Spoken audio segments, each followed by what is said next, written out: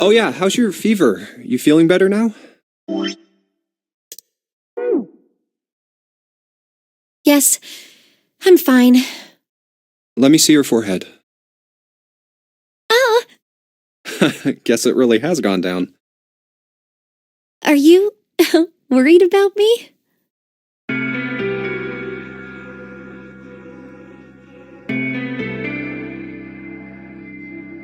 Yeah, I guess I am. By the way, Jumpy? How did you end up here? What do you mean? I told you earlier, didn't I? There was a man with a gas mask when you got home at night. You inhaled some white smoke and passed out. When you woke up, you were on D-Deck. Damn straight. But is that really the truth? What? Jumpy, were you hiding something from me? No, why would I? Well, if you think about it, this is awfully suspicious. I mean, why would two childhood friends bump into each other in a place like this? Hey, I could ask you the same thing. Are you hiding something? What would I hide? Well, I don't know. Anything. I mean, you're hiding it. How would I know? You mean like the number of men I've dated? Do you want to know?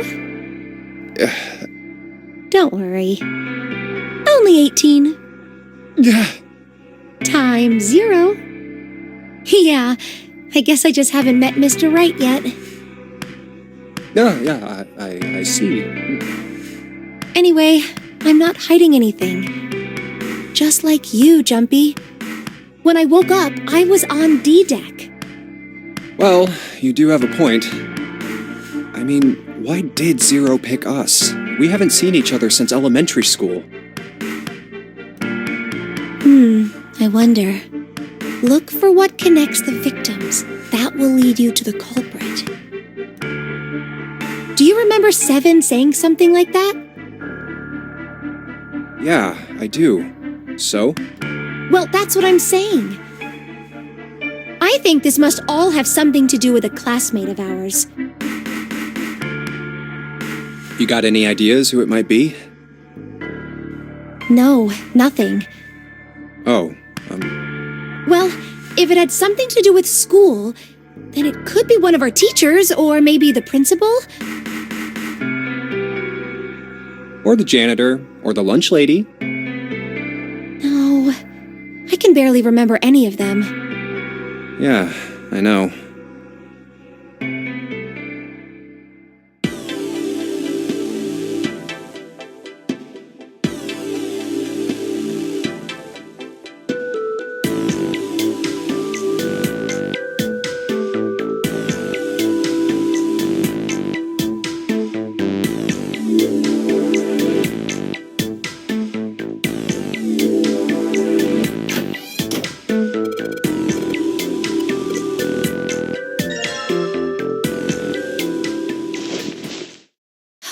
this ship is bigger than I thought.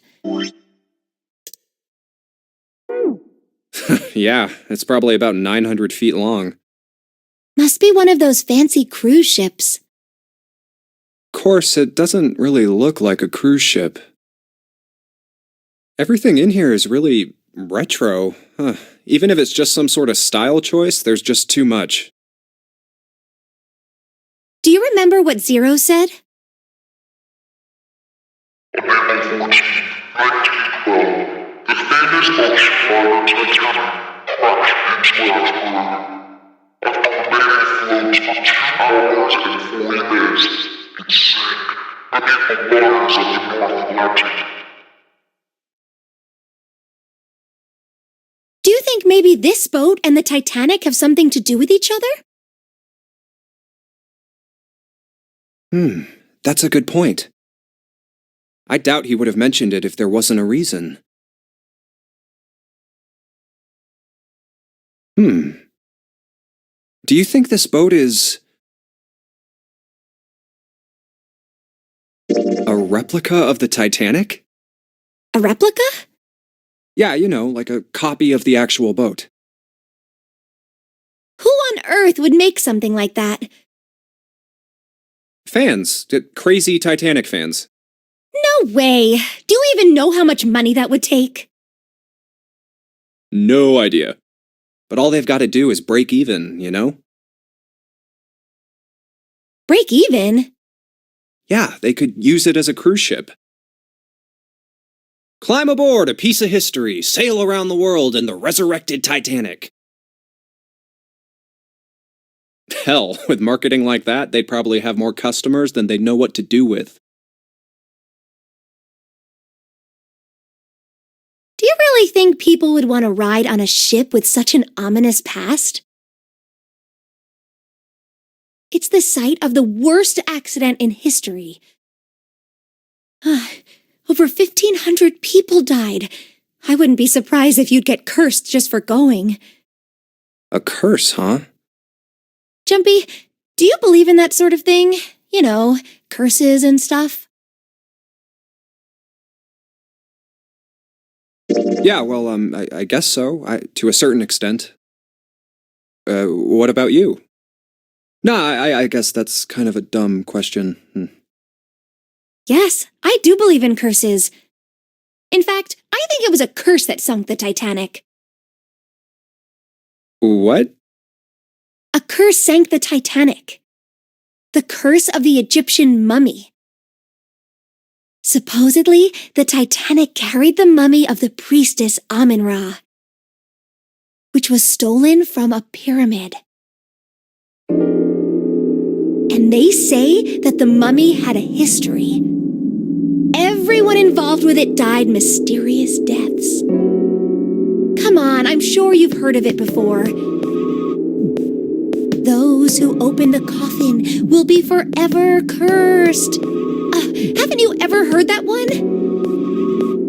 So you're saying the Titanic sunk because of that curse? That's right! That mummy, the priestess, supposedly, she was special. What do you mean? Well, supposedly, she was really pretty. Pretty? Yes? But she was a mummy. That's right. She wasn't all shriveled up or rotten or anything. She almost looked alive. Oh, okay, I get it. Okay, it's that thing. I don't remember the name. Where your body turns into some kind of wax? Yeah? The fat in it turns into something kind of like candle wax, right? And... Yes, saponification, but that's not what it was. Huh? That's not it. She wasn't wax. Then what was it? They say that she was frozen. What? Frozen? That's right. The whole body was frozen solid. You know how a human body is more than 60% water? Well, all of that water was frozen. The story says is that from the time of its discovery all the way through to when it got put on the Titanic, even though it was carried through the desert, her body never melted. That's crazy. I think so too, but maybe it's true and we just didn't know about it before. I didn't know? Yep. Maybe it's common sense to eat shaved ice in the desert because it lasts forever. Huh? Nah, that seems too silly to be true. But maybe it isn't. It just appears that way because you didn't know it was true. Well, yeah, ice that doesn't melt, even in the desert? Does something like that really exist? No, even if it did, it wouldn't really be ice anymore, would it?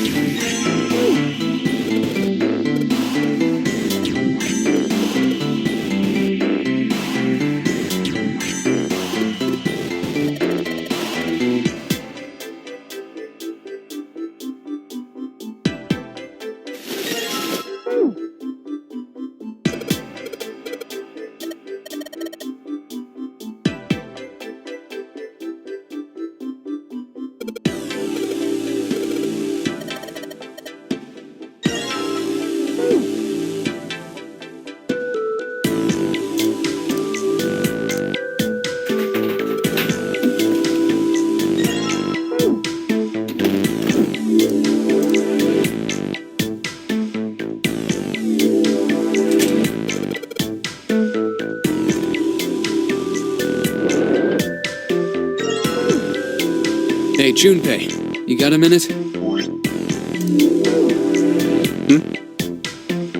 Here, take this. A bookmark? What is this for? Do you want me to read a book? I found it in between some of the cushions on the sofa. Pretty sure it ain't gonna be any help to us, but I figured we might as well hang on to it anyway. Then why don't you hold on to it? You know what I hate most in the world? I got 4 things: hope, faith, love, and luck. Hope, faith, love, and luck? Damn straight. And you hate these things? Yeah, you got a problem with that? Not really, but what does a bookmark have to do with any of that? Well, see, each leaf on the 4-leaf clover has a meaning to it, okay? And that meaning is pretty much those 4 words. It's like flower language. Well, I guess it's not a flower, is it? So, leaf language, I guess? Yeah, you could call them leaf words. Leaf words. Hope, faith, love, and luck. The meaning of the leaves on a 4-leaf clover. So, yeah, I want you to take it, okay? Just touching it gives me the creeps. Take the damn thing, all right? Here.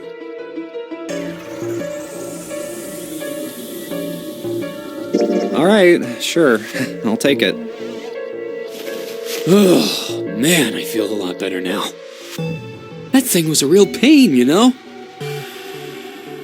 Do you really hate those 4 words that much? Yeah, well, they can all betray you, you know? Hope, faith, love, even your destiny. Well, that's not my only reason. What? That's not the only reason I hate the 4-leaf clover. I just can't bring myself to like the number 4. What, worried about the 4 horsemen? Nah, come on, man, that's just silly. Maybe back in the Dark Ages that kind of crap scared people. But this is the 21st century, and I'm a 21st century guy. I'm a little insulted. Then why do you hate 4 so much? 'Cause it's a half-ass number. Not the best or the worst, that's why. What? 9 is a way better number. So what if it's last place, right? At least it's not some lame-ass middle number. What are you... You play? play? You mean like gambling? Yeah, of course. What else would I mean? In Baccarat, the best possible hand totals 9. They call it Le Grand. But the lowest, most worthless cards, zeros, they call Monkey. Just like the guy in charge of this game, huh? Zero's a monkey. What?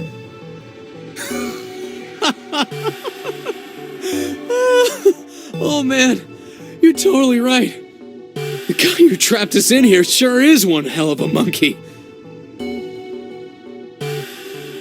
You know, if you think about it, the nonary game is really a lot like Baccarat. Of course, it doesn't use any of that stupid digital root junk. You just drop the tens digit, and that's it. Still, it does have the same idea of your final number needing to be a single digit. Oh, yeah, I guess you got a point. And in both games, whoever has 9 wins. The person who makes 9 wins? Wait, did you forget already? Don't you remember what Zero said? It is hidden, but an exit can be found.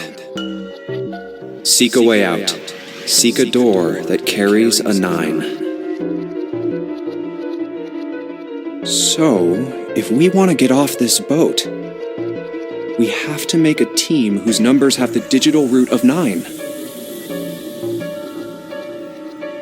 And only the people in that team are going to make it out alive. Of course.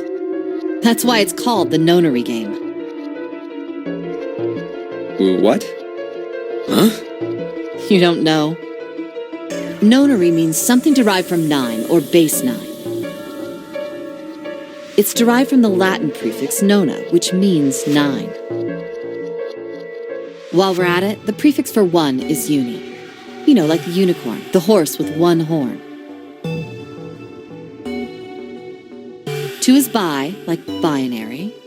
Binary means composed of 2 parts. 3 is tri. I'm sure you've heard that one plenty. Like trio, triple, and triangle.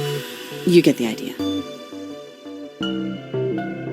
After that, you have quart, quinty, sext, septum, and so on. And of course, the prefix for 8 is octo, like octopus. It's called that because it has 8 legs. Get it? I see. So then Nona means 9. So, how many of us are trapped on this ship? That'd be 9. And what are the bracelet numbers we have? They go from 1 to 9. And our time limit? How many hours did we have? Zero said 9 hours. And finally, to get out of this ship. We need to find the door with a 9 that's hidden somewhere in the ship. By making a team with the digital root of 9. And there you have it. The number 9 is everywhere in this game. He's got a real theme of 9s for this whole thing. No wonder it's called the Nonary game.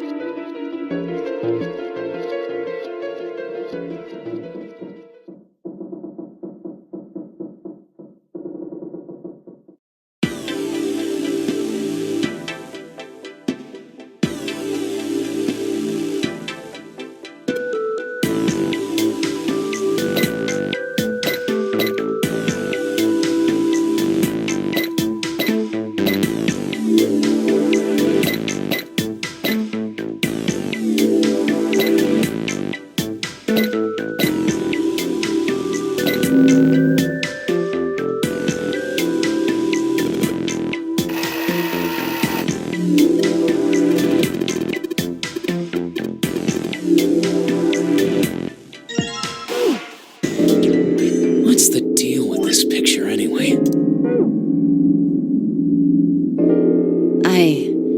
I think I've seen this picture before. Where? In a book. There's a British biochemist named Sheldrake. He has a rather interesting theory. I saw this picture in his book.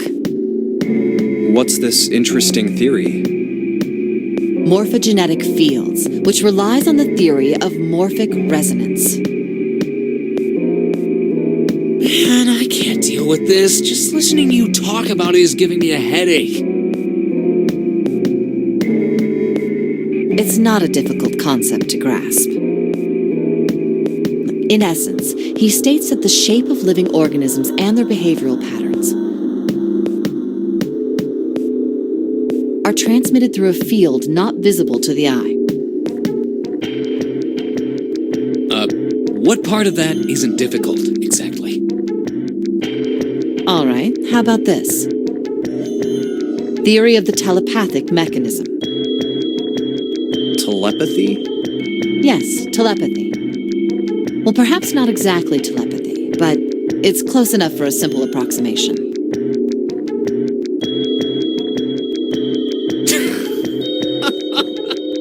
Are you serious? Telepathy? Who do you think we are? Kids from the 70s? I can't believe someone would actually do serious research on something like that. Yes, I agree. I read the book, but I can hardly say I understood it. I'm in no position to defend or condemn anything it said. It was probably just someone latching onto a statistical outlier from some study and turning it into a ridiculous theory.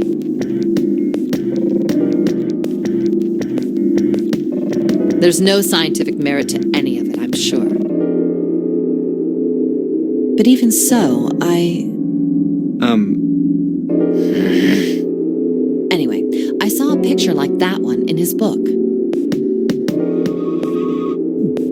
Hey, what do you think this picture looks like?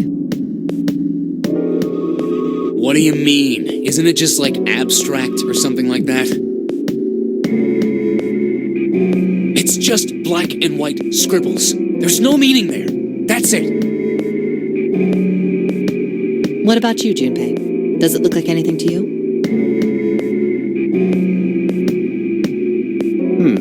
I guess it looks like... maybe a dog. No, see, you got the head here, and then these are the front paws, and then these are the back paws.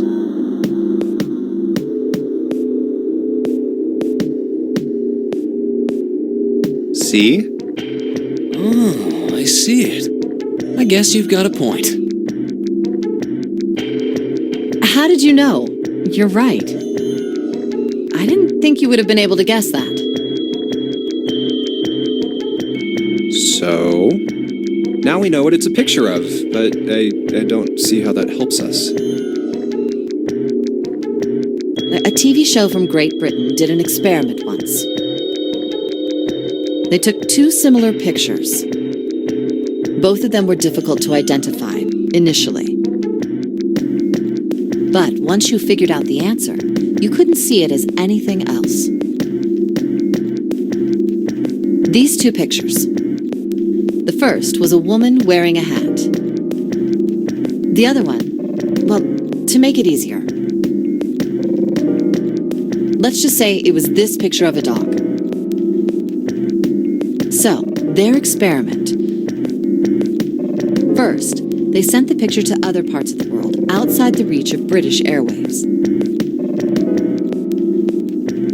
To Ireland, the US, Africa, Europe, etc. Then, in each country, they gathered a number of test subjects, roughly 1,000 people. They were shown the two pictures and asked, "What does this picture look like to you?" The results weren't really interesting on their own. 9.2% of the people saw the lady in the lady picture. 3.9% saw the dog in the dog picture. Then, 2 days later, they aired a new program on their show. During the 30-minute show, they broadcast the dog picture and its solution. The audience was estimated to be 200,000 people. After the broadcast, it was a safe bet that the number of people who knew the solution to the dog picture was at least that many. After another 2 days passed, they gathered more research subjects from areas outside the reach of British TV and radio. This time, they only found a sample of roughly 850 people. Naturally, none of them had participated in the first test. They were, however, given the same test and the same two pictures. The results were startling. 10% of the people saw the lady in the lady picture. The previous test sat at a 9.2% success rate, not much of a change statistically. The dog picture, however, produced a very different result. The percentage of people able to successfully find the dog, it went from 3.9% to 6.8%, a very significant increase. So do you understand? Do you realize the significance of this experiment? There was no way the second group could have seen the picture. They lived far away from Britain and couldn't have seen it. But even so, it was only the success rate for the dog picture that went up. Why? How did that happen? What does it mean? Oh, wait, does this have something to do with that field or whatever it was that you were talking about earlier?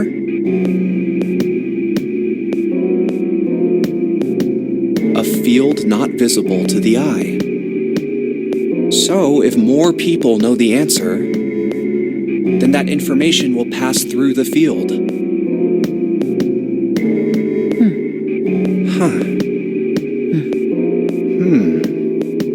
Psych! I was just kidding. You really shouldn't take me seriously. Well, I mean, the things I just told you about are true. They really did happen. But the results of that experiment really aren't anything to go by. They could have easily falsified them. In the end, I'm sure they were just in it for the ratings. They are a TV station after all.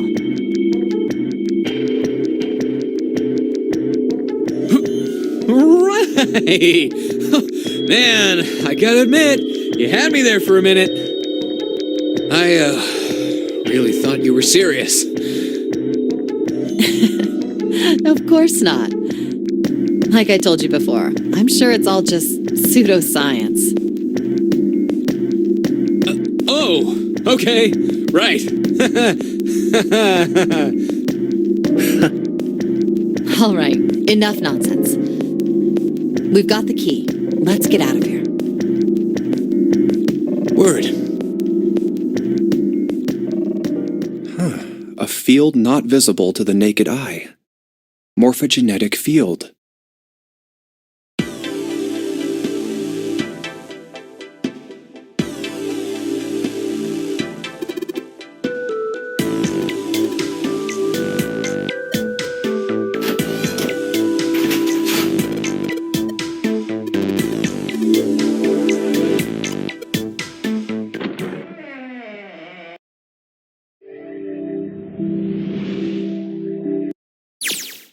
Huh, another hallway.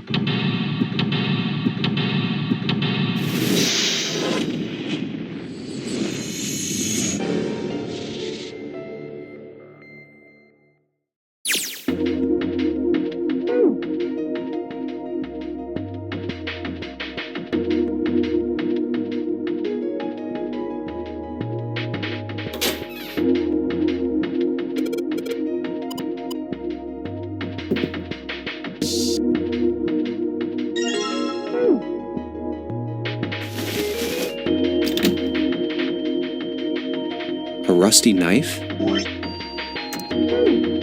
I don't think we'll be able to use it while it's like this. It's futile. Futile? You know, a waste, useless, pointless. Oh. Any particular reason you wanted to bring that up? Oh, no reason really. I was just thinking about futility. Huh? Why were you thinking about futility? Well, it has something to do with the Titanic. The Titanic? Yep. Have you ever heard the story that the sinking of the Titanic was predicted? Oh, yeah. I know what you're talking about.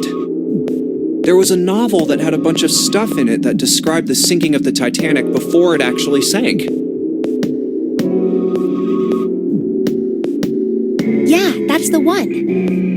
The title of the novel is Futility. It was written 14 years before the Titanic sank. But I know. I mean, I didn't know the name of the book, but... The story was the same, right? It was just like what happened on the Titanic? yeah, Well, I heard it was all a hoax. a hoax? I heard that the stuff that matched up to the Titanic so well was actually added after it sank. Apparently, the only thing that was the same originally was that a boat ran into an iceberg and sank. But the novel was published in 1898, 14 years before the accident. Like I said, that was the first print of the book. 14 years later, the author heard about what happened to the Titanic. He figured that was his chance, you know? He just went back and changed some stuff in his novel, so that it matched the Titanic exactly. Really? Really. There's no such thing as premonitions or any of that stuff. But, that wasn't the only book that predicted the Titanic sinking. It wasn't? Yep. There were two other similar stories written by a man named William Thomas Stead. Both of them before the accident. One in 1886 and one in 1892. Stead wrote two stories that had striking similarities to the Titanic disaster. In one, two ships collided. Many of the passengers died because there weren't enough lifeboats. In the other, a ship collided with an iceberg and sank. I don't know. I mean, I'll give you that it seems a little weird, but... I'm pretty sure it wasn't too uncommon for ships to hit icebergs back in the day, or even other ships. Right, I knew you'd say that. But what if Stead had some sort of special powers? To be more specific, what if he had the ability to do automatic writing? What? Automatic writing? Wait, are you talking about when someone's possessed by a spirit and then they write a bunch of stuff without knowing what they're writing?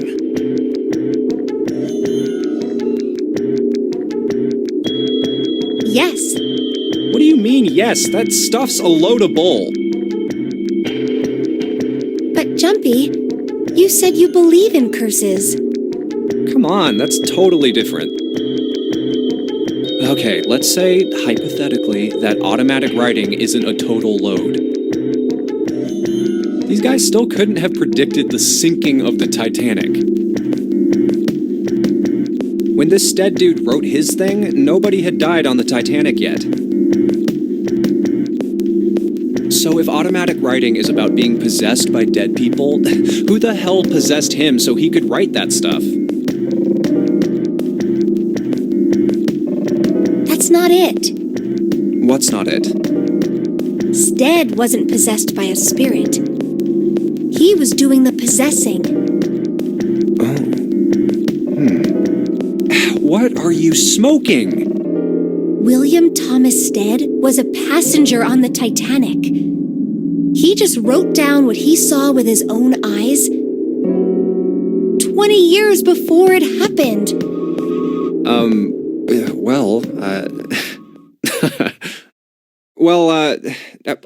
Why don't we talk about this some other time, okay? Huh? But... Come on, let's get back to it.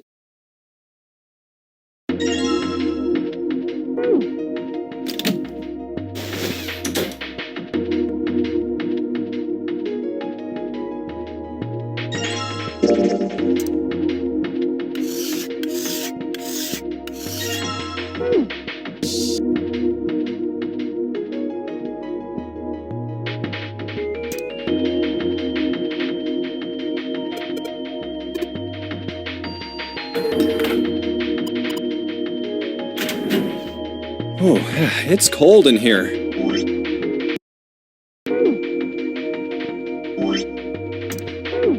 What is this place? Are you blind? It's a freezer. Oh, no way. That's way too cold for me. I'll freeze solid in seconds. Sorry, but I'm afraid I'll have to pass on this one. I'm going to leave the rest to you.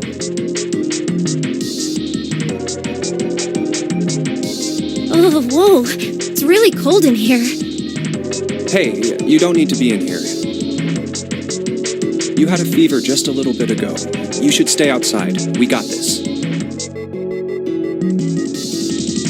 No, I'm fine. My fever's gone now.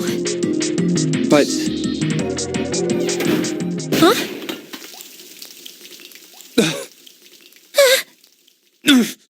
No! Why did it suddenly close? Ah! The knob's frozen! But why? It looks like the pipe next to it broke, and...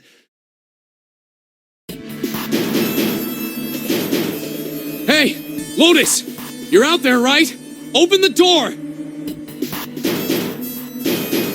What do you want? What's going on? The door won't open! Try opening it from that side, please! Oh, fine. If you say so. Hold on.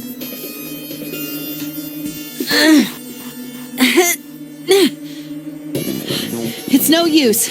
It won't budge. You've got more people in there. You figure it out.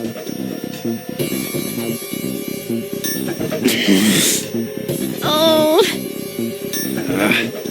God damn it. Anyway, let's find a way out.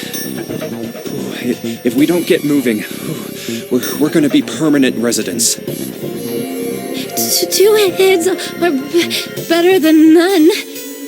I'm sure We'll figure something out. Yeah, you're right. Let's just take a good look around this room, okay? Right.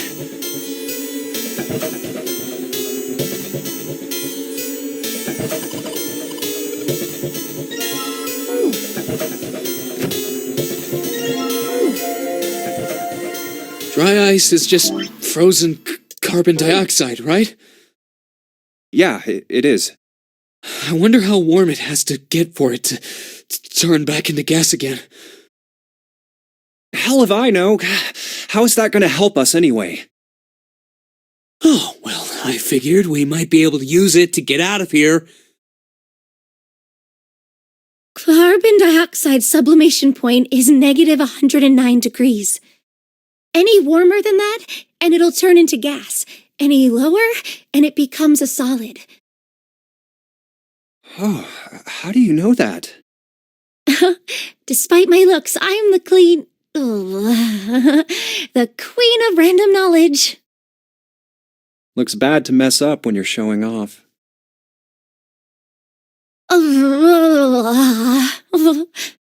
Oh, you're so cold your mouth's going numb?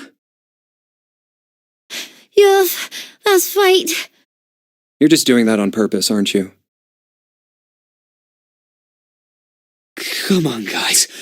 Don't you think that's kind of weird? I wonder why it doesn't turn into a liquid first.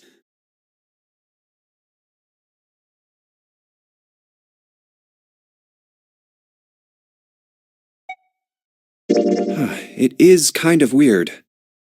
But it can turn into a liquid. Carbon dioxide turns to liquid if you put it under high enough pressure. But at 1 atmosphere, normal air pressure, It won't turn into a liquid, right? that's right. Instead of melting, it'll do what's called sublimating and change immediately from a solid state to a gaseous one. See, that is weird. Water's a liquid between 32 degrees and 212 degrees. So why isn't that the case for carbon dioxide? There's a kind of ice that doesn't turn into liquid when it goes above 32 degrees. Huh? I heard about it. Its melting point is 96 degrees. Ice with a melting point of 96 degrees? You mean there's water that freezes at 96 degrees? Yeah, well, you could also look at it as ice that won't melt until it's 96 degrees. So what's this ice with a melting point of 96 degrees called? I heard it's called Ice 9.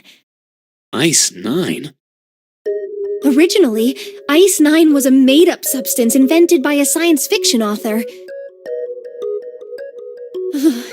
But recently, scientists have discovered that such a substance actually exists. Wait, hold up. So is this thing called Ice 9, or is it water? Like I said, if the ice is over 96 degrees, it'll be liquid. If it's under that, it'll solidify. So you could think of it as a polymorph of H2O.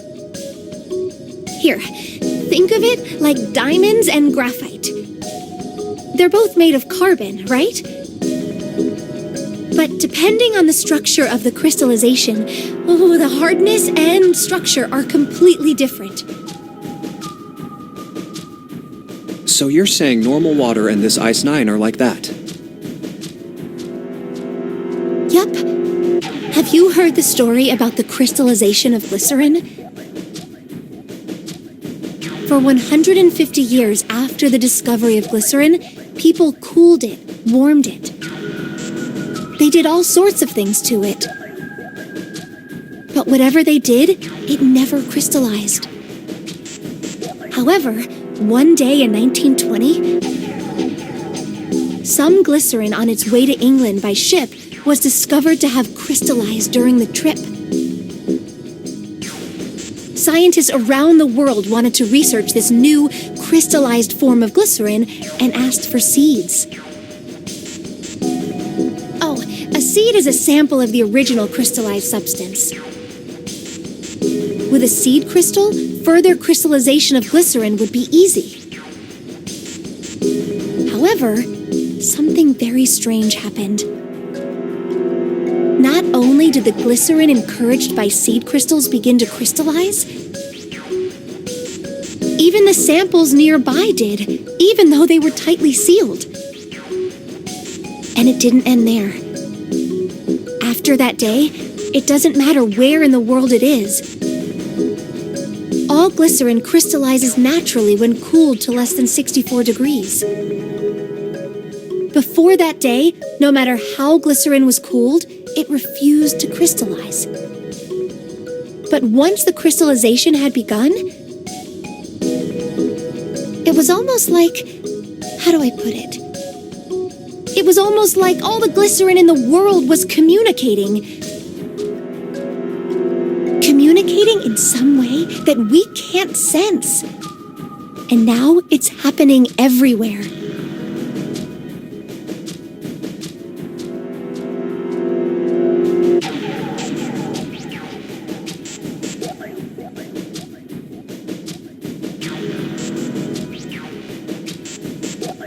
Wow, that's pretty interesting.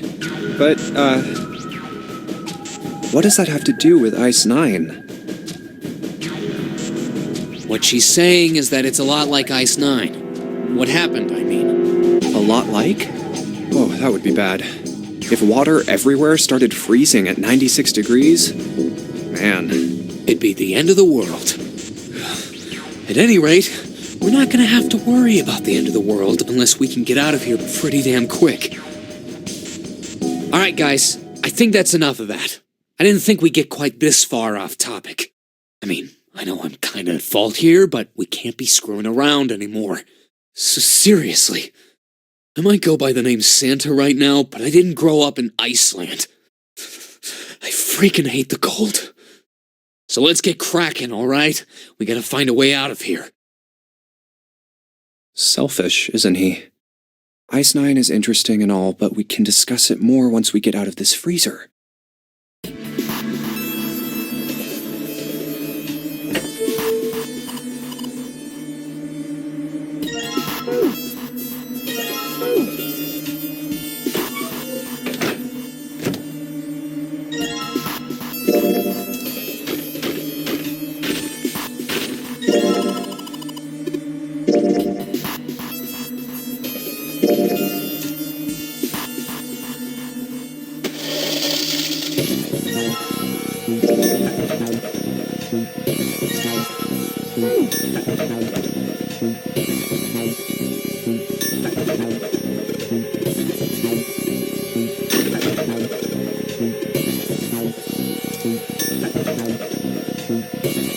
Put water into the bottle with dry ice. And make sure the lid's closed. Now I just have to put this makeshift bomb on the doorknob. Alright, that's set. So, what do we do now? We just need to give it a little, tap. The bottle's already about to pop. If we just throw a rock or something at it, it'll go off all on its own. A small rock. Huh. A small rock. Alright, this ought to do the trick. Ah, some dry ice, huh? Not a bad idea. Alright, guys, stand back. Actually, we should probably hide somewhere. Where exactly do you expect us to hide, genius? There isn't really anywhere big enough. Yeah, there is. Look, right here. We can hide in there. Come on, get inside, quick. Alright, here I go. 3, 4, 5. You're counting the wrong way. Oh, oops. That is a really sad excuse for a joke, man. Sorry, dude. Alright, for real this time. You guys ready? Yes, whenever you're ready. Just throw the damn thing. Alright, here I go. 3, 2, 1.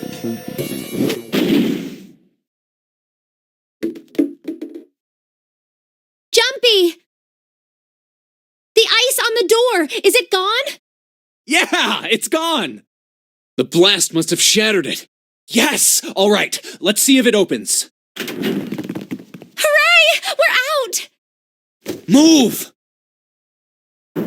Oh, god damn it! Hot, hot, hot, hot, hot, hot, hot! Fuck! Well, you did just grab the grill. What did you think would happen? Hey, where's Lotus? Welcome back. I was starting to get tired of waiting for you guys. What were you doing? What do you mean, what was I doing? I was waiting. We were gonna die! Oh, yeah? But you didn't. So everything worked out all right, didn't it? What the hell? Just kidding. It might not look like it, but I was really worried. Oh, don't give me that crap! I'm telling the truth. I mean, if you died, then I'd be in trouble too. If you died, then I'd be stuck here, and I'd die too. See? I did all I could. I even looked around to see if there was anything I could use to pry open the door. But I couldn't find anything. So, all I could do was wait. I mean, what else did you want me to do? Call the cops? Fine. But there's one thing I have to ask you.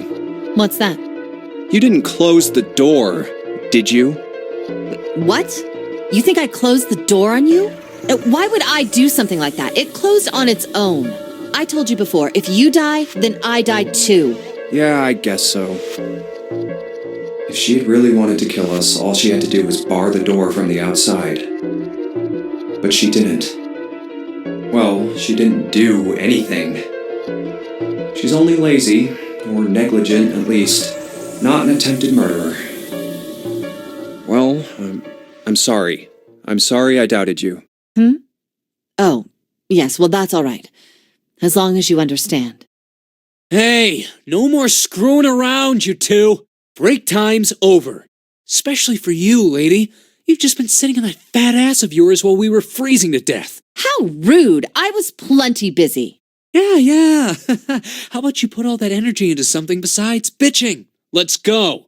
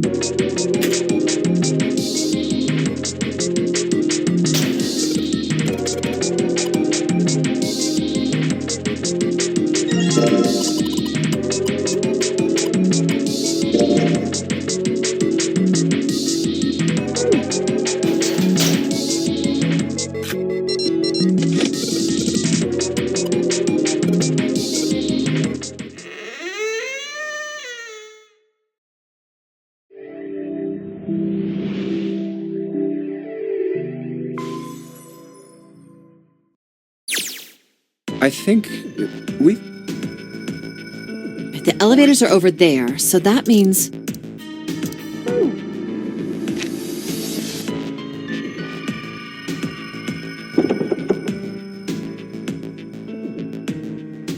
Then do you think we would meet up with the other four after this hallway? No, I don't think we will.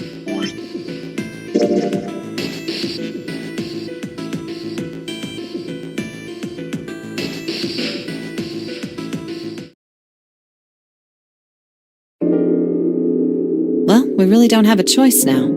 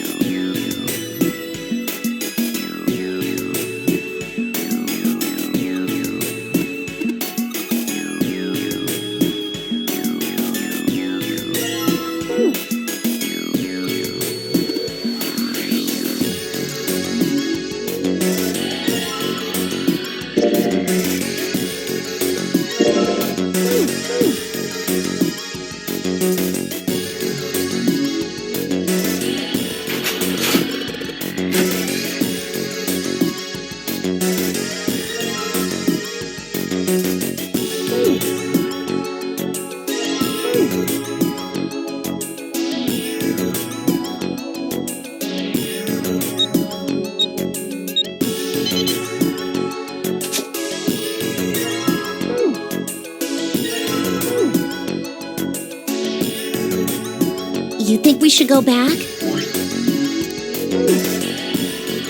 Yeah, I think that's probably best.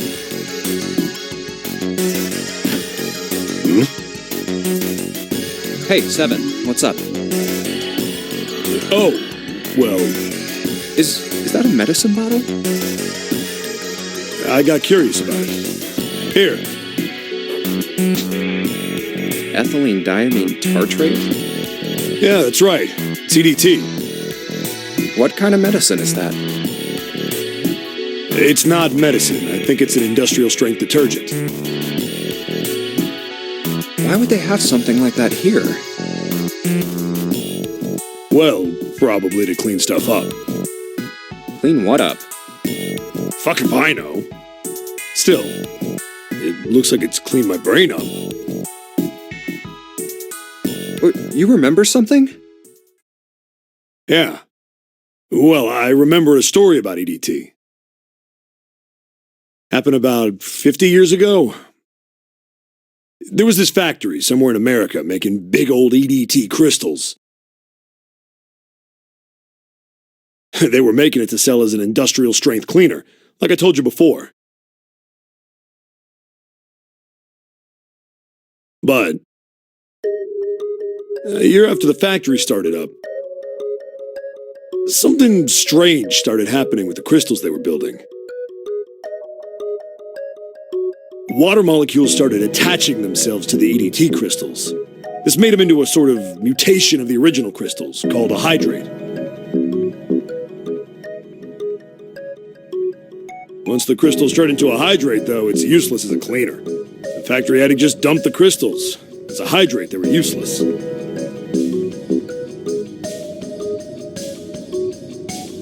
But it didn't end there. After that day, the same thing started happening in EDT factories everywhere, even ones nowhere near that first American factory. They'd been making crystals the same way, with the same materials and the same equipment and environment.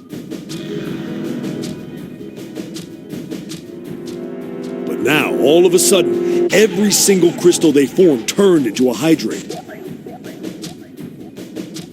In fact, ever since that day, no factory anywhere has been able to make a pure EDT crystal. Even in EDT research done years before, they'd never gotten a hydrate. But after it happened at the first factory, it just spread. It was like, man, how do you say it?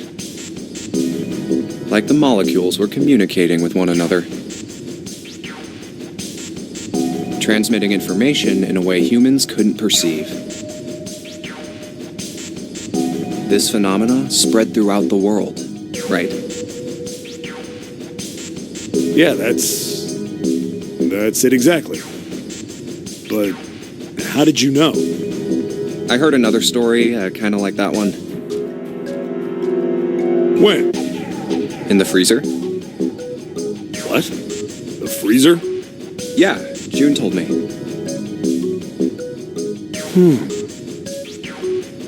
Ice that doesn't melt at room temperature, huh? That sounds familiar? Yeah, hold up. I feel like I can remember something. It's right there. Do you know about Ice 9? Ice 9? Ice 9. Ice 9. Ice. That's it. I remember now. That woman, she's on this boat. That woman? Alice! Who's Alice? Come on, the woman who won't melt at room temperature. Huh? You know how the Titanic sank on April 15th, 1912, right? Yeah, more than 1,500 people died. Worst maritime accident in history. What about it? Did you hear about the boat that was sent to collect the dead bodies? I think that was the RMS Carpathia, right? It was a cruise liner, just like the Titanic. No, that was the ship that picked up the survivors. The ship that collected the dead bodies was the CS McKay Bennett. The McKay Bennett showed up on April 17th, 2 days after the accident. It set out from Halifax, a port in Canada, and recovered 306 bodies. The Atlantic that far north was really cold. It would have to be for there to be icebergs and stuff. Anyway, the bodies they pulled out of the water were frozen solid. This isn't a very nice story. So, what happened next? Well, they say the McKay Bennett recovered something more than just dead bodies. There were various bits of stuff floating around in the water. Things the drowned had carried with them, or stuff that dislodged as the ship sank.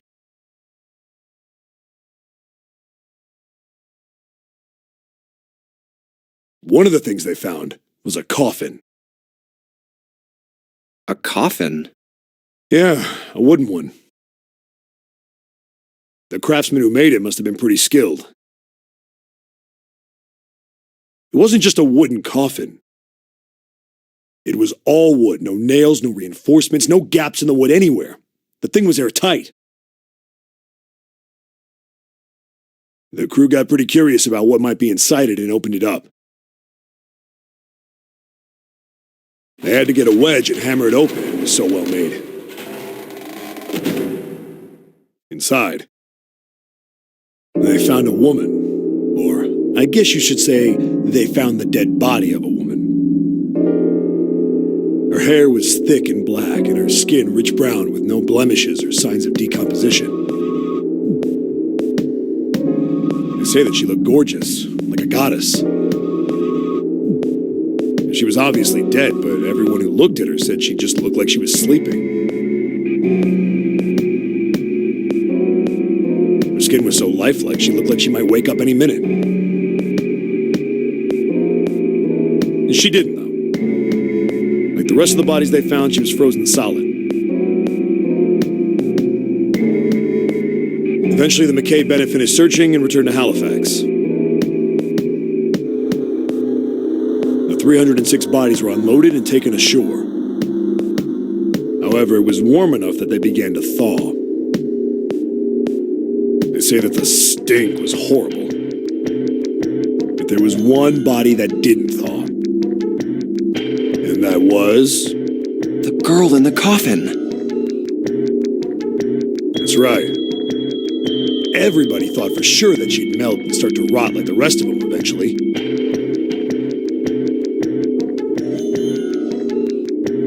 Weeks passed and nothing happened. And a month passed, and another. And it was summer, and she was still frozen solid. After a while, people started to say she was some sort of miracle.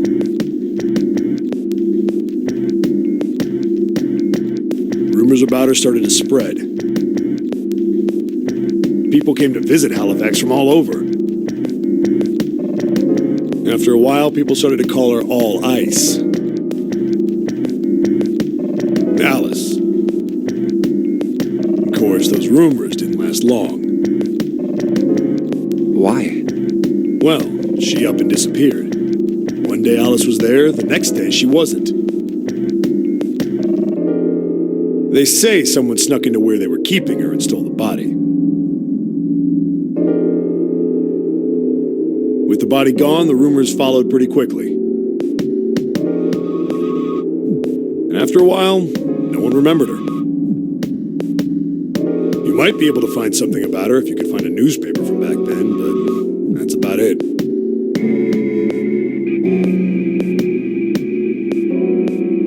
Wait, you just said that she was on this boat. Yeah, I did. Alice has got to be somewhere on this ship. Now why the hell would you say something like that? Because I know. And just what is it you know? What happened to Alice after she was stolen? All right, tell me. What happened to Alice? Well, around that time, the word was that there was a special black market in New York. All millionaires from all over the world. I've heard that Alice went up for auction there. The person who won the auction was Lord Dashiell Gordain. You've heard that name before, right? Lord Gordain. Oh, isn't he the guy who bought the Gigantic? The Titanic sister ship? Yeah, that's him. Although I guess he hadn't done that yet. What do you mean? Gordain bought Alice in 1912. 4 years later, in 1916, he bought the Gigantic. And he hid Alice somewhere on the Gigantic. But nobody knows where. He died in 1931. And apparently he died without ever telling anyone where Alice was hidden.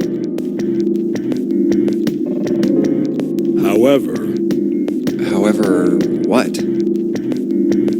Well, he did have one close friend who asked him,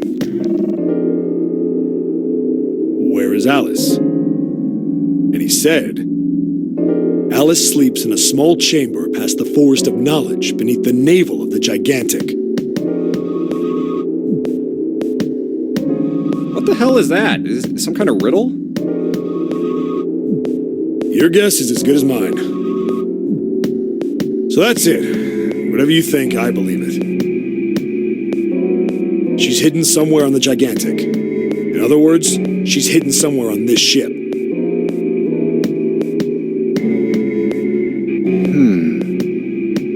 Hey, what are you two doing over there?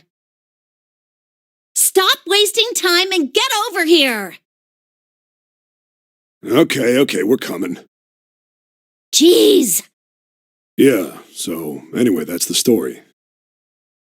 It might be useful someday. Don't forget it. Alice. Huh. That mummy wasn't just a normal mummy. They say that she was frozen.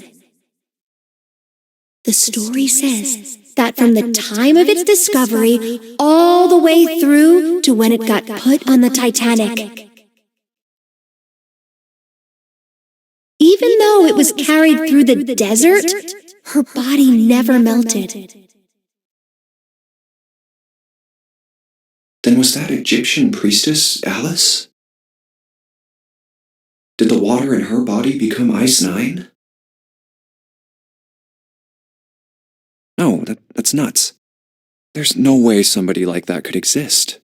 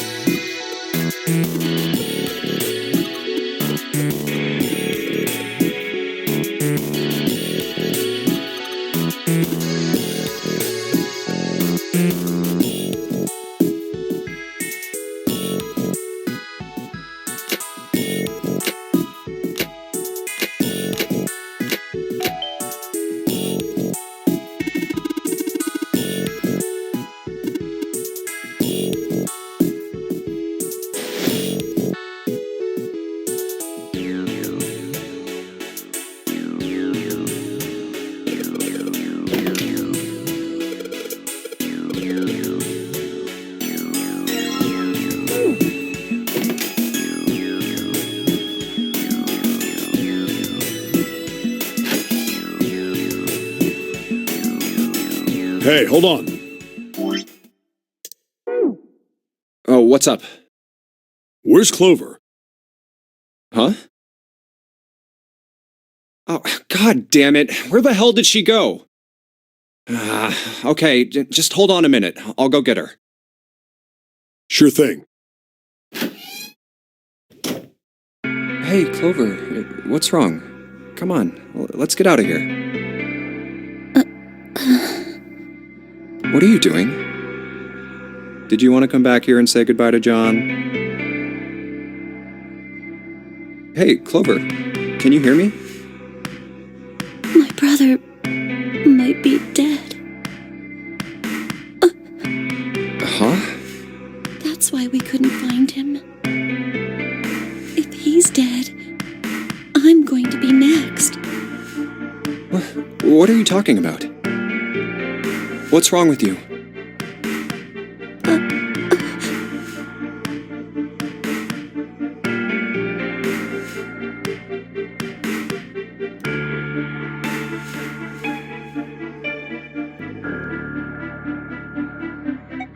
Oh, yeah. It's in my pocket somewhere. Here it is. A 4-leaf clover. Hey, did you know? Each leaf means something. Hope, faith, love, and luck. That's what a 4-leaf clover stands for. Take it. Use it as a good luck charm. Listen to me, Clover. No matter what happens, you can never lose hope. You have to remember what's most important, and that's to have faith and to have love. If you can remember all of those, that'll bring you good luck. Snake, I mean, your brother, he's not dead. He's alive, somewhere. I'm sure of it.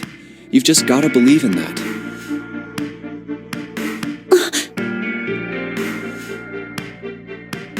Thank you. Thank you. Now come on, Seven's waiting for us at the exit.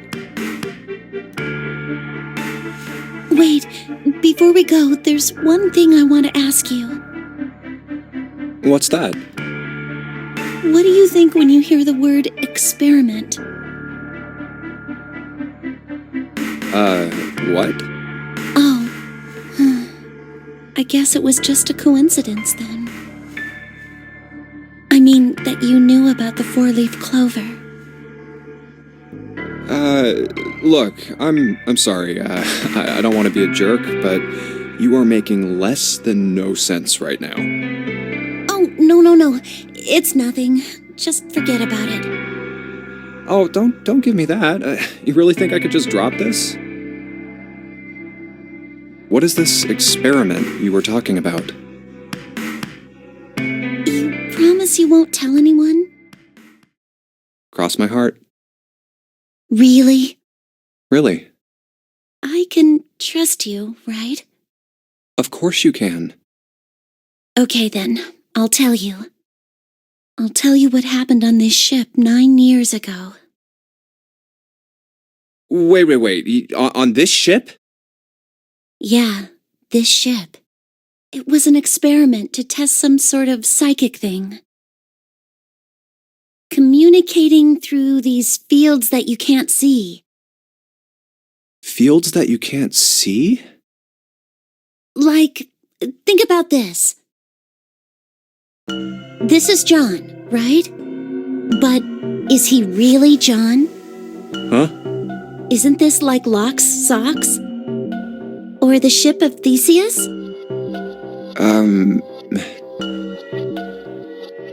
You don't know? You haven't heard of those paradoxes? No? Really? Okay, well, pay attention then. This is how Locke's socks works. Let's say I've got a pair of socks. They're my favorite socks. One of them gets a hole in it. What would you do if that was your sock, Junpei?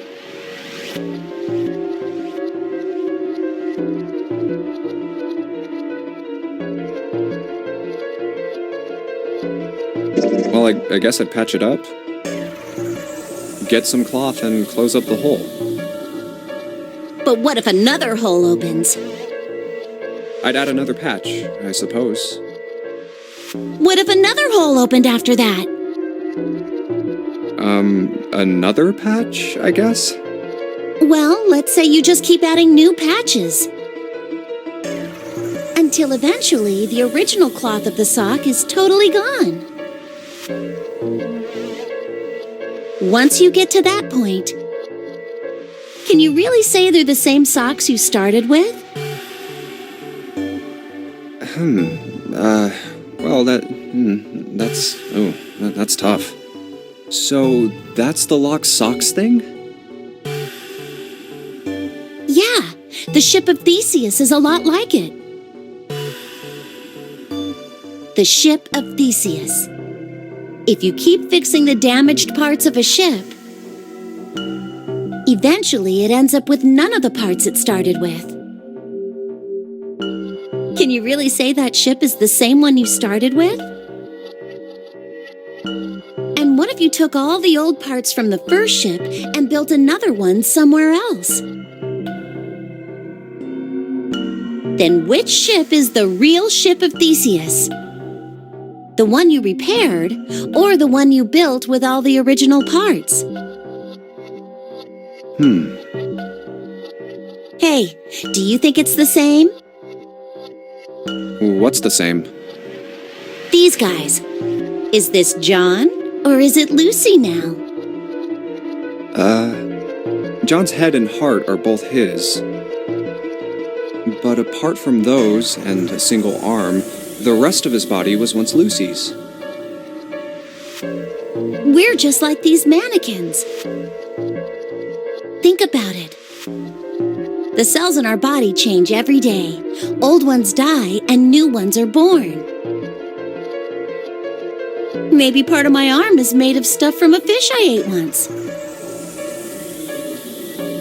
Or maybe part of your right side is made from a cow you ate.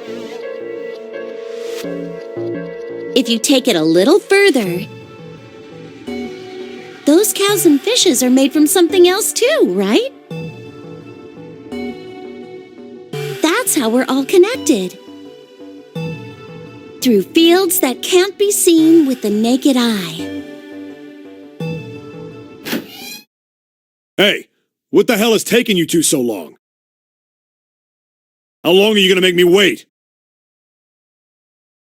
We don't have time to screw around.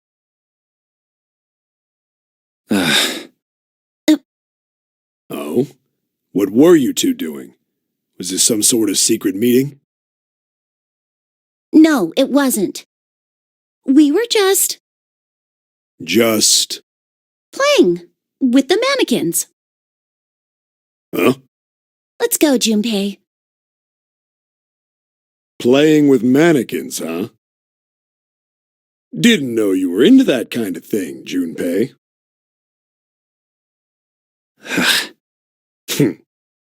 You're a dick.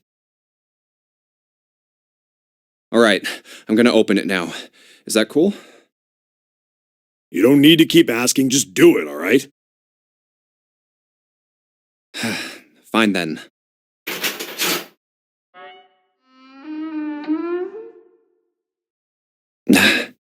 Alright, let's get going. Hey, man, what's up with you? You're so serious, you know? Can't you sound more happy, get a little excited?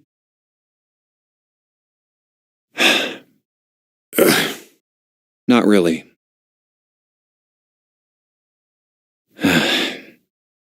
My brother might be dead. I'm going to be next. Like hell I can. Not after hearing something like that.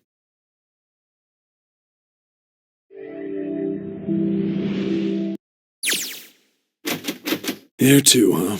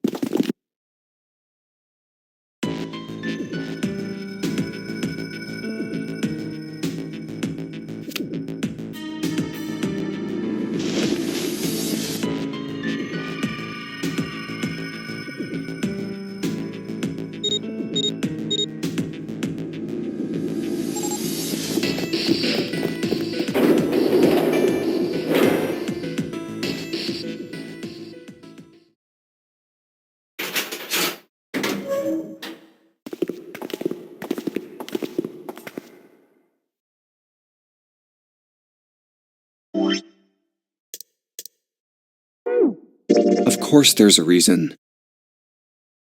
Man, sometimes I can't tell if you're smart or just lucky.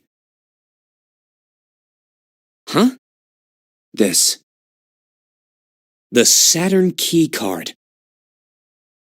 And the Earth key? I'm lost. Don't you remember, Santa? On C deck, where we are now, there was a big elevator behind the stairs, remember? And next to the elevator, there was a card reader with the Saturn symbol on it. And on A deck, on the door to the left, there was a keyhole with the Earth symbol on it, I think. So the two keys that Jumpy has? Should let us use the elevator and the door on A deck. Huh. Yes, that's right.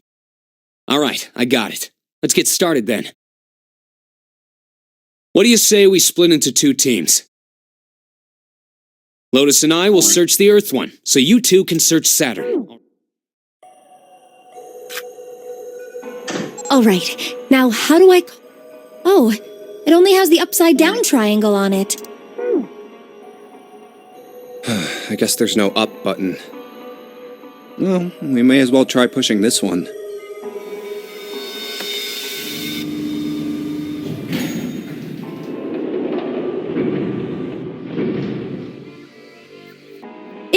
It opened! Look, Jumpy!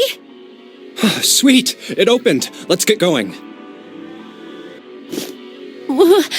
Wait! What? I'm not really, I just, oh gosh.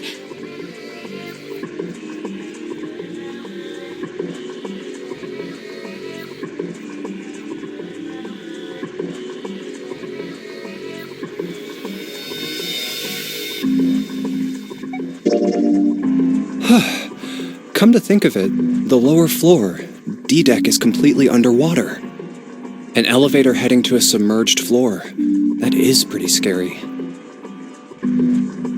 Hey, wait a minute. This elevator came up from somewhere under us, right?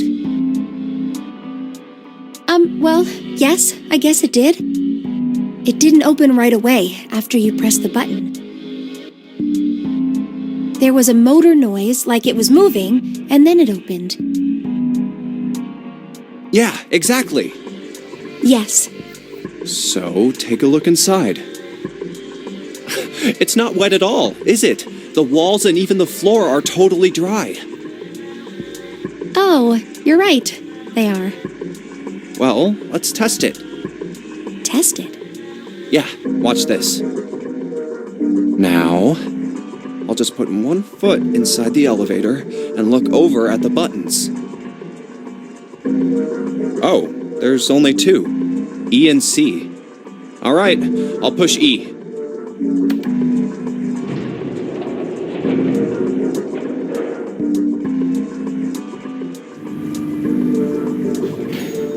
I think I can hear it opening on E deck. Okay, that's done. Now I'll just press the button again.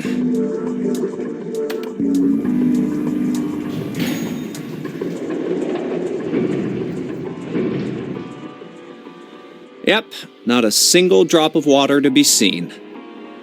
See? What does that mean? How can E deck be safe if the D deck is full of water? Well, here's what I think. The elevator shaft and E deck must be watertight and separated from wherever the ship's been punctured. Here, let me show you.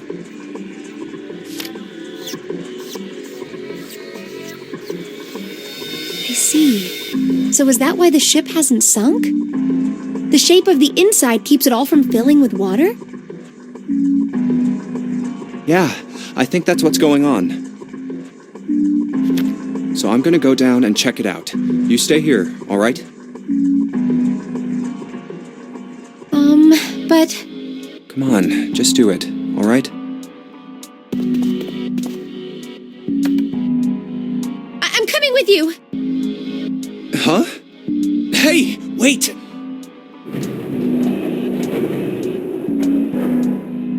Ah, crap. It closed. I can't just let you go alone, you know. Ah, jeez.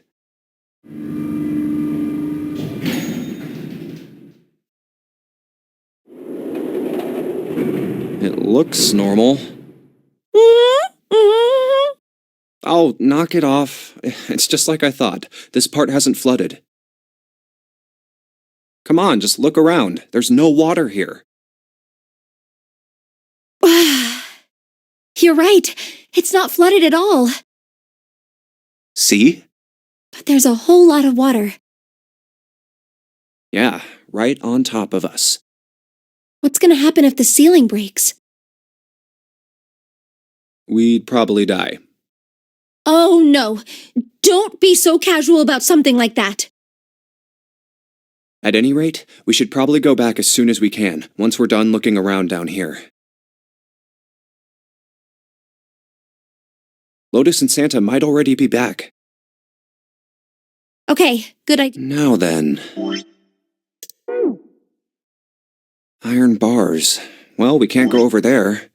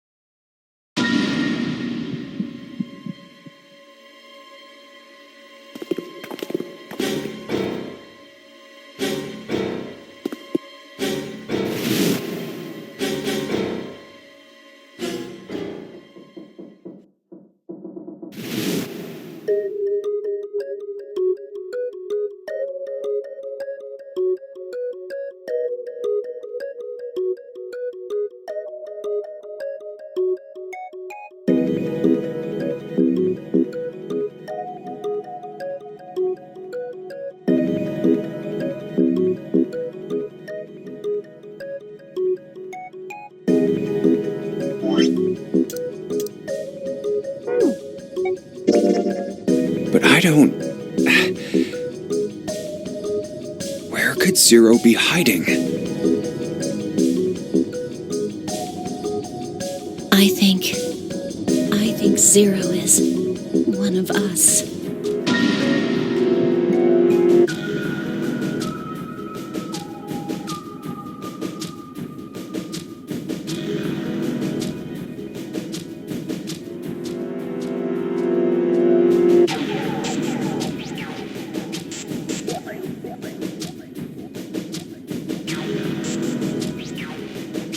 Well, that's possible.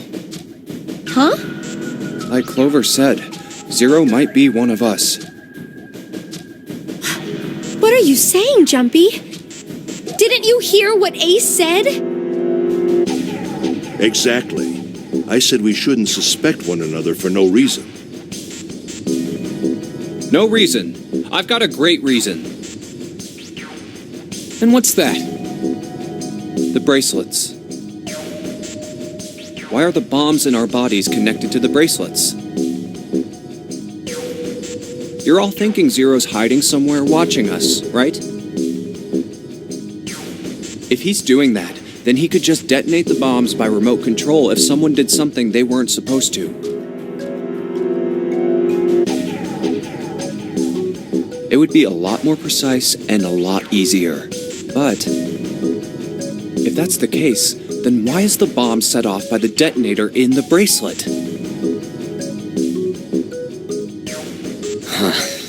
You got a point. I'm not done. Try applying the same ideas to the nonary game. All of the puzzles here run all by themselves. In other words, Zero doesn't have to be controlling them for the game to move forward. Why's that? Why would Zero bother to do something like that? So let's say you and Clover are right. Zero's one of us. If that's the case, then it'd be really hard for him to keep track of all of us or control anything remotely. That's why all the puzzles run by themselves. That's what you're getting at, right? Yeah. 7, when we were talking earlier, you said any one of us could be Snake's killer, right? Yeah, something like that.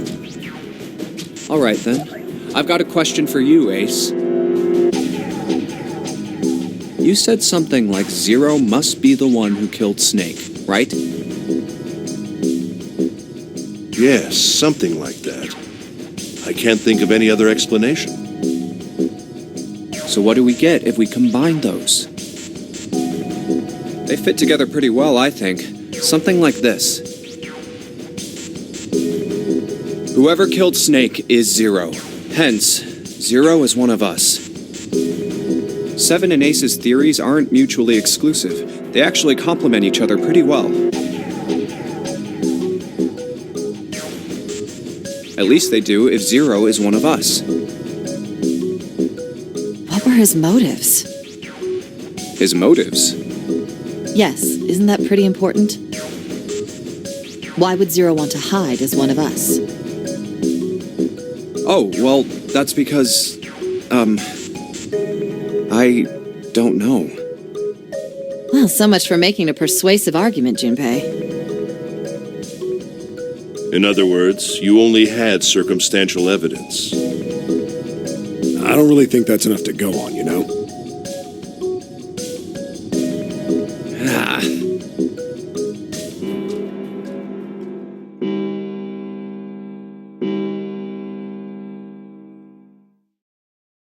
It's 3 in the morning.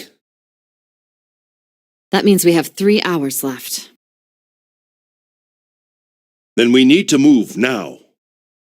7, Clover, Junpei, I know how you feel, but you do understand that right now it's important we trust one another, don't you? You're right, but We must go. We have very little time left. our next destination is Mercury. But maybe you and June should check it out first and then report back to us. All right, let's go, June. Right. Here it is. The Mercury card reader. We're using the card 7 gave us, right? Yeah, I found it when we were checking out the shower room. I think 7 said something like that. Anyway, let's see what happens. I guess the elevator works now. Jumpy, I know it's only the two of us, but let's do our best. What's with you all of a sudden? Well, I'm happy we were put together. You know it's just for searching E-Deck, right? Even so, I'm glad I'm with you. Oh. First, we need to find out if the elevator comes up full of water. Just like we did before.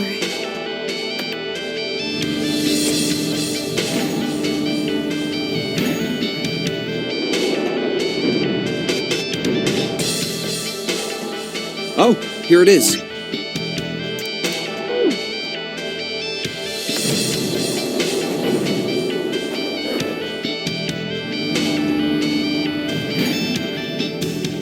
Oh, so this is the bottom deck.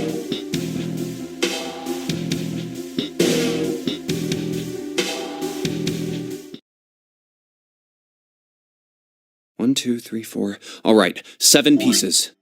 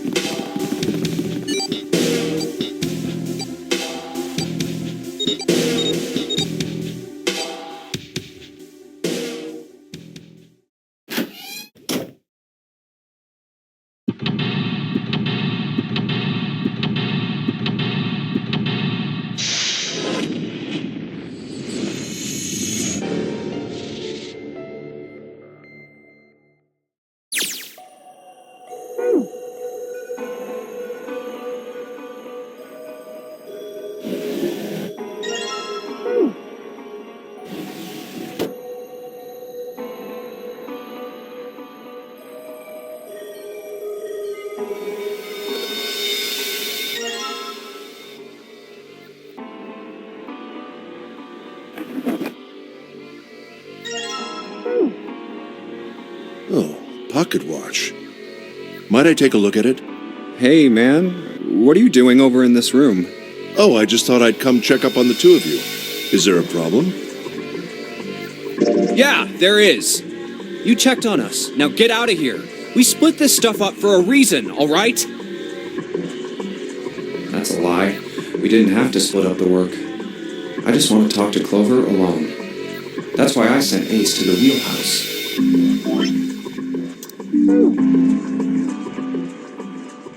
There's something I want to ask her. And I don't want anyone to overhear us. I'm pretty sure Clover won't talk if there's anyone else around.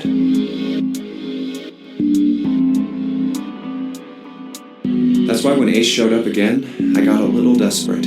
I had to make him leave.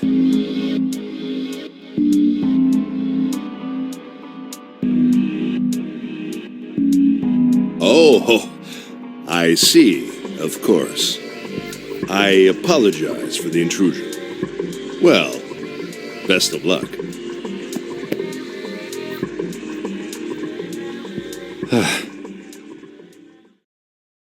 What was that about? Why are you looking at me like that? Oh, no, it's not like that. What's it like then? I just wanted to hear the rest of that story. I didn't get a chance to ask you about it until now. What story? About the experiment, remember? The one you started to tell me in the operating room? You said something about an experiment that happened here 9 years ago. I'm sorry, but I don't want to talk about that right now. I'm just not in the mood, okay? You understand, right? I keep thinking about my brother. I can't stop. I mean, who would do something like that to my brother? I can't forgive them. I'm not gonna let them get away with it. They're gonna pay for it. I promise. So, Junpei, who do you think did it? Well, if what Seven said was right, then there would have to be at least 2 of them. You need at least 3 people to open the numbered doors, and if you subtract Snake, that means there were at least 2 other people. You're right. So, what does that mean? Well, if we just look at the bracelet numbers, we should be able to figure it out. Who could have opened door 3 with Snake? Well, really, who and who, or who and who? You mean it could have been 4 people? Well, technically it's possible. I don't know. That doesn't seem very likely. Why? I'll tell you later. Why don't we just assume it was only 2 other people for now? Okay, got it. Let's do that then. Then who do you think it could be?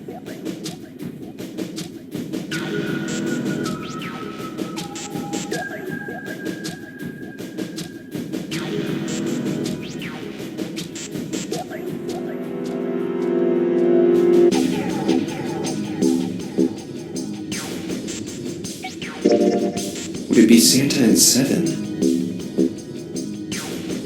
The digital root for Snake, Santa, and Seven is 3. Wait, hold on. Are Santa and Seven the killers? What's wrong? Well, I thought about it, and That's what I thought. Santa and Seven. If it was 2 people, then that's the only combination that works. hey, wait a minute there.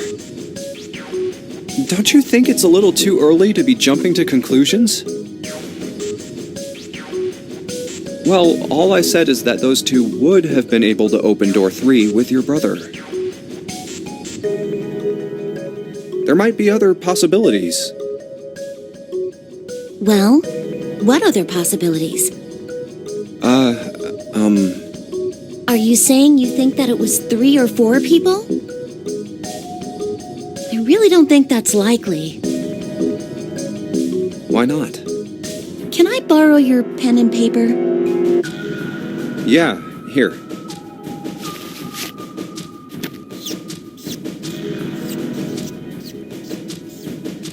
What's this? These are the combinations for 3 or 4 people. These 8 combinations are the only possible ones. Oh, I see. Junpei, Yeah? I can trust you, right? Of course. Why would you need to ask that? Really? Yeah. So then I should get rid of B, D, G, and H, right? Of course. Just cross them out. And you should take off yours too. The ones with 4. So, what does that leave? A and E. Wait, it can't be A. Why? Because June's in that one. There's no way in hell she'd do something like that. Are you sure? I'd bet my life on it. Okay then. I can cross off A too, right? Yeah. Well, What have we got left? E. Do you know what this means? Everyone besides me, you, and June would be working together. Do you think that's likely? If there were 4 people working together, they wouldn't be very cautious. I don't think they'd try that hard to hide what they were doing if they outnumbered us, right? Well, you do have a point. And besides, if Ace and Seven are working together,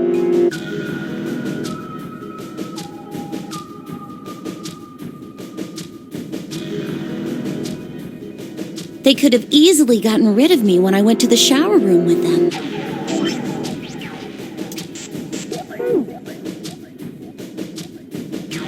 But they didn't. They didn't even try anything. If they were killers, why wouldn't they? I see. Anyway, I understand now. It seems pretty unlikely that it was as many as 3 or 4 people. Yeah. Then that means there's a good chance it was Santa and Seven. That's how it looks. But why would they do it? Their motive. Have I interrupted something? What is it? There was something I wanted to speak with you about, Junpei. Could you come with me for a moment?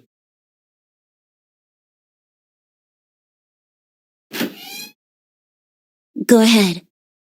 Okay. What did you want to talk about? There was something I wanted to check. Yeah? What's that? If you'll excuse me. Hey, what the hell are you doing? I'm just checking. No, stop! Just as I thought. What exactly are these pieces of paper hiding in your pocket? You switched them, didn't you, when we voted? Well, I can't say that I care. I managed to get through the numbered door I wanted, despite your mischief. Then, why did you... Oh, simple curiosity. I hope you won't think ill of me for it.